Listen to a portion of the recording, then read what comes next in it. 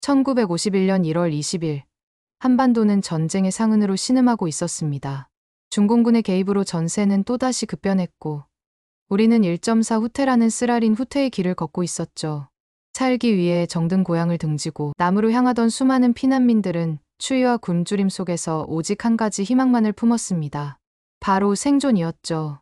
그들은 추위와 북한군의 위협을 피해 산속의 깊은 동굴, 혹은 광산갱도 같은 곳으로 몸을 숨기곤 했습니다.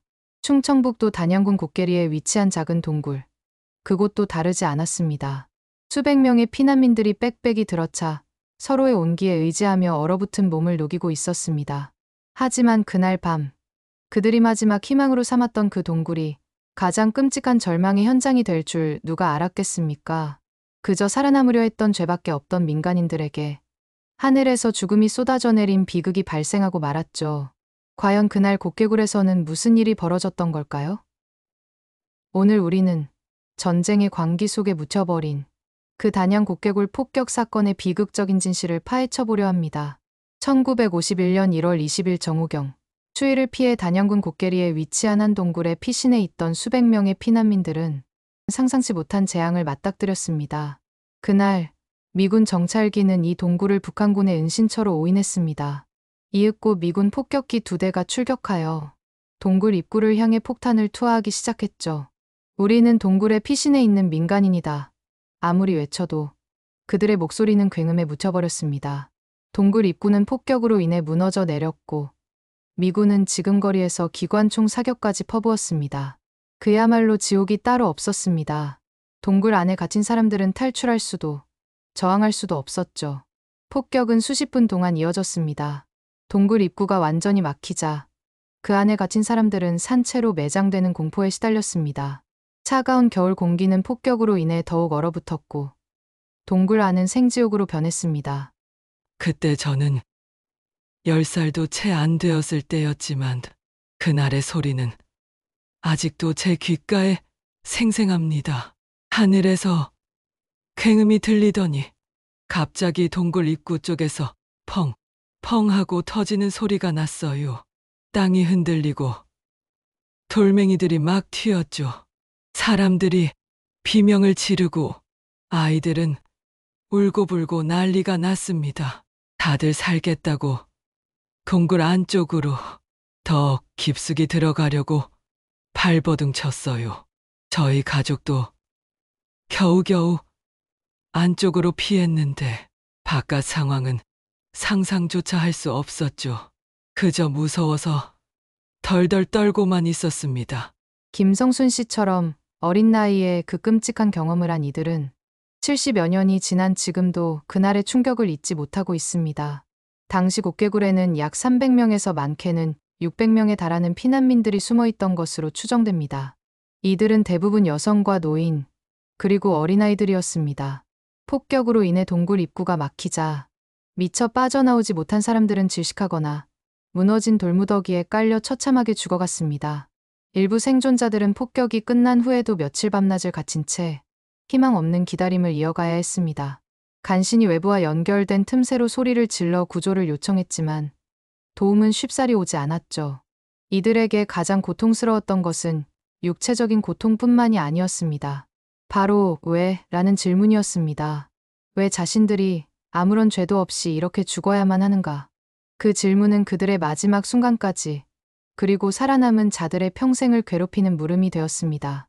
이 끔찍한 비극은 전쟁의 혼란 속에 오랫동안 묻혀 있었습니다.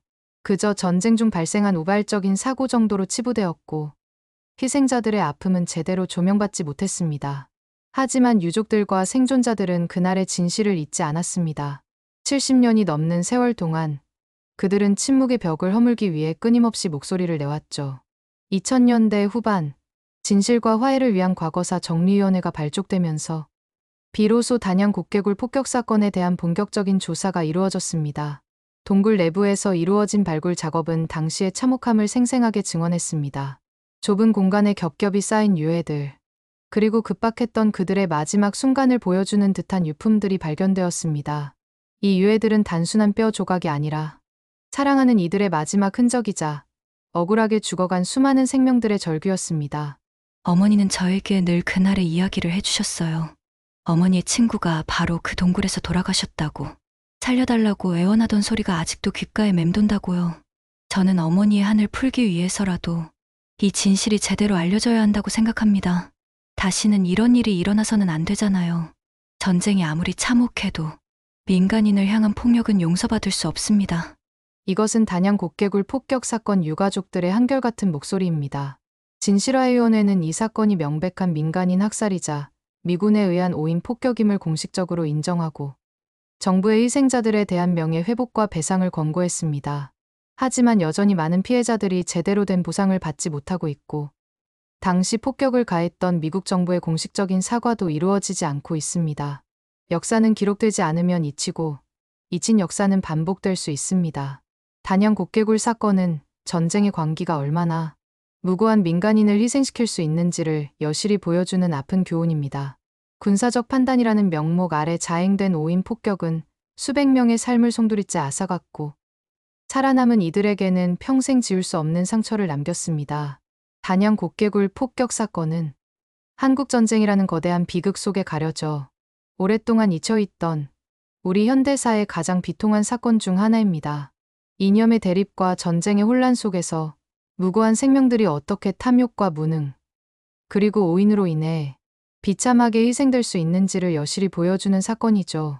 우리는 이 아픈 역사를 기억하고 다시는 이러한 비극이 반복되지 않도록 끊임없이 성찰하고 노력해야 할 책임이 있습니다. 전쟁 중 어쩔 수 없는 일이라는 변명 뒤에 숨겨진 민간인 학살의 진실, 그들의 끝나지 않은 절규는 오늘을 살아가는 우리에게 무거운 질문을 던지고 있습니다. 과연 우리는 이 질문에 어떻게 답해야 할까요? 여러분은 오늘 이 단양 곱개굴 폭격 사건의 이야기를 들으며 어떤 감정을 느끼셨나요? 우리가 기억해야 할 것은 무엇일까요? 그날에 묻힌 이야기는 앞으로도 잊혀진 줄 알았던 우리 역사에 숨겨진 진실들을 찾아 계속 나아갈 것입니다. 어쩌면 우리 주변 곳곳에 아직도 밝혀지지 않은 그날의 이야기가 숨겨져 있을지도 모릅니다. 우리는 그 침묵의 외침에 귀 기울이고 역사의 아픔을 반복하지 않기 위해 끊임없이 질문해야 할 것입니다. 이 비극적인 이야기가 여러분의 마음속에 작은 울림으로 남기를 바랍니다. 다음 시간에는 또 다른 비극의 현장으로 여러분을 초대하겠습니다.